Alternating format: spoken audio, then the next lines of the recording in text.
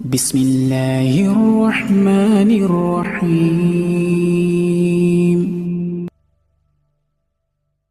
Banyak yang bicara bahwa di Islam itu nggak ada reinkarnasi. Oh ya iya, karena reinkarnasi kan bahasa Sanskrit, bukan bahasa Arab gitu. Katakanlah begitu. Nah artinya kalau kita bicara dalam konteks ini, mungkin nanti bisa dikaitkan dengan kiamat dan seterusnya lah ya. Cuman sesimpel, Mbak Diti aja yang baca nih. Supaya exactly true ke apa yang disebut dengan yang namanya ini aja nih.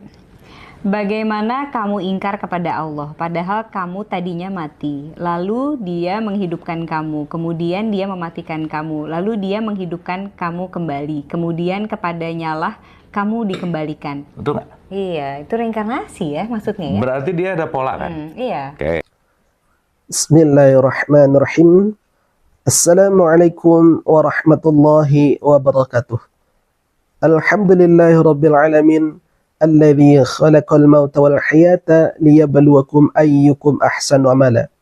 Saudaraku yang beriman kepada Allah Subhanahu wa taala, berjumpa kembali dalam channel kita Orang Surau.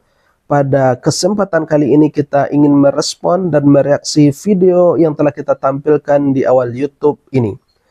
Saudaraku yang beriman kepada Allah Subhanahu wa taala, dalam penyampaiannya dia mengatakan bahwasanya Surat Al-Baqarah ayat 28 itu merupakan dalil dari reinkarnasi. Sekaligus juga untuk menjawab sebuah komentar yang disampaikan oleh Bapak Sugiharto bahwa surat Al-Baqarah ayat 28 itu menurut dia itu adalah dalil dari reinkarnasi. Benarkah itu dalil dari reinkarnasi? Saudaraku yang beriman kepada Allah Subhanahu wa taala, kita bacakan dulu ayatnya.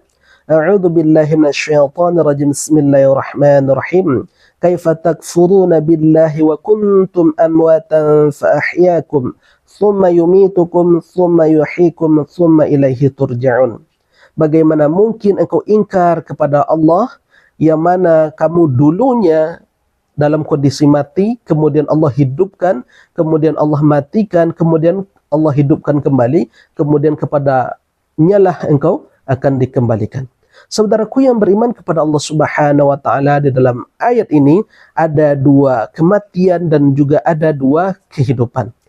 Kalau kita kutip apa yang disampaikan dalam tafsir Jalalain, dijelaskan di sini bahwasanya yang dimaksud dengan kematian dua kali dan kehidupan dua kali itu yakni adalah ketika kita diciptakan dari nutfah, nutfah itu adalah dulunya adalah mati, kemudian dari nutfah itu kita tercipta, hidup ke dunia, maka itu adalah kehidupan, kemudian kita diwafatkan oleh Allah, kemudian kita mati lagi, ya, kemudian nanti kita setelah dari kubur kita akan dibangkitkan oleh Allah Subhanahu wa taala, maka itulah kehidupan. Maka di sini jelas bahwa ada dua kematian dan juga ada dua kehidupan. Inilah makna yang terkandung di dalam ayat ini. Jadi ini bukanlah dalil dari reinkarnasi, karena reinkarnasi itu kembali ke dunia untuk menyelesaikan karma yang dia perbuat di masa lampaunya. Sementara ini tidak akan dilanjutkan estafetnya di alam berikutnya, tidak kembali lagi kehidupan di dunia ini. Saudaraku yang beriman kepada Allah Subhanahu wa taala, jadi inilah makna ayat bahwasanya kita ada estafet dan fase kehidupan kita itu dari hidup kemudian mati, kemudian hidup kemudian mati, seperti yang kita telah jelaskan tadi. Jadi tidak benar bahwa surat Al-Baqarah ayat 28 ini adalah merupakan dalil dari reinkarnasi. Ini sama sekali tidak. Silakan nanti rujuk atau lihat tafsir apapun yang kita ketahui, silakan rujuk dan coba lihat ke sana. Karena kita tidak boleh hanya berlandaskan terjemahan, kemudian kita pahami sendiri, kemudian kita tafsirkan sendiri. Ini tidak boleh. Ini sangat berakibat fatal. Sebagaimana yang disampaikan oleh Rasulullah SAW dalam sebuah hadisnya yang diriwayatkan oleh Imam Tirmizi, "Man qara'a fil Qur'ani bi ra'yihi falyatabawwa maq'adahu minan nar." Siapa saja yang berbicara tentang Al-Quran tidak berdasarkan ilmu atau hanya berdasarkan nafsu, ya, maka silakanlah ambil tempat duduknya di dalam neraka, kata Rasulullah SAW.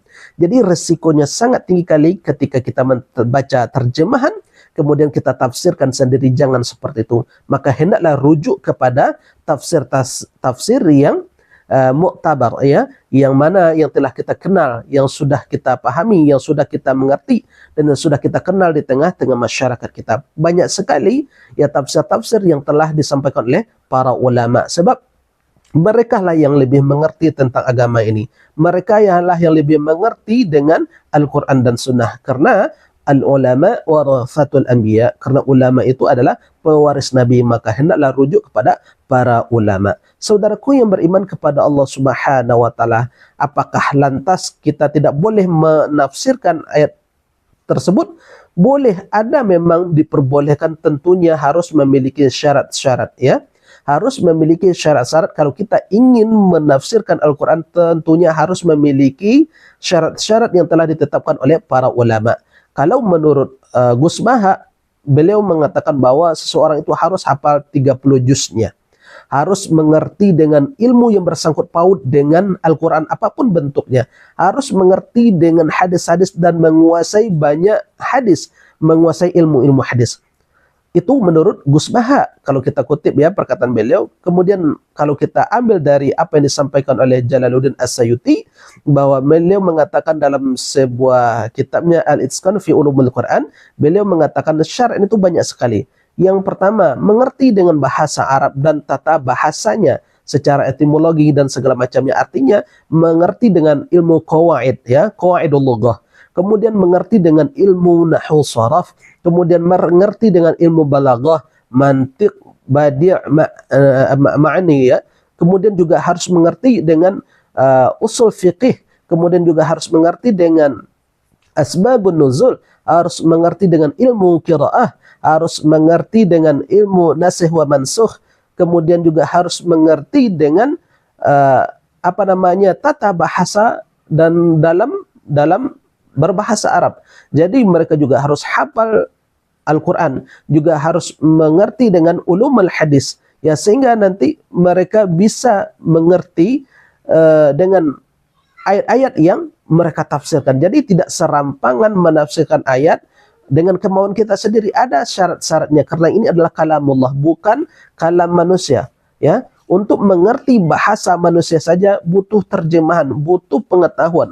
Apalagi ini adalah kalamullah. Jadi sangat-sangat tidak etis kalau kita menafsirkan Al-Quran dengan kemauan kita sendiri. Maka hendaklah rujuk kepada tafsir-tafsir yang telah disampaikan oleh para ulama, yang telah disusun oleh para ulama. Karena mereka lah yang lebih paham tentang Al-Quran dan Sunnah. Maka kita tidak boleh, kita sebagai orang yang fakir dengan ilmu, kita tidak boleh menafsirkan Al-Quran dengan serampangan. Karena ini akan berisiko sekali, seperti apa yang telah kita sampaikan, bahwa menurut hadis Rasulullah, maka ancamannya bagi mereka itu adalah nerakanya Allah Subhanahu wa ta'ala. Saudaraku yang beriman kepada Allah Subhanahu wa ta'ala, barangkali ini yang bisa kita sampaikan. Mudah-mudahan penyampaian kita ini bisa bermanfaat. Kita akhiri, subhanakallahumma wa bihamdika asyhadu an la ilaha illa anta astaghfiruka wa atubu ilaik, wa billahi taufiq wal hidayah. Assalamualaikum warahmatullahi wabarakatuh. Alhamdulillahi rabbil alamin.